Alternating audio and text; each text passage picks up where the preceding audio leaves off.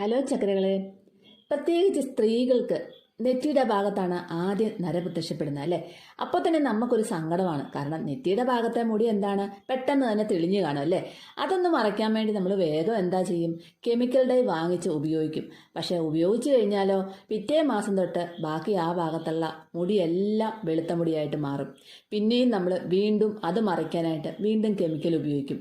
വീണ്ടും ഇതേ അവസ്ഥ തന്നെ. ഓരോ പ്രാവശ്യം തേക്കും തോറും പിന്നീട് വരുന്ന മുടികളെല്ലാം നരമുടി കൂടുന്നതല്ലാതെ കുറയത്തില്ല. അപ്പം ഇതെല്ലാവരുടെയും തന്നെ ഒരു പ്രശ്നമാണല്ലേ.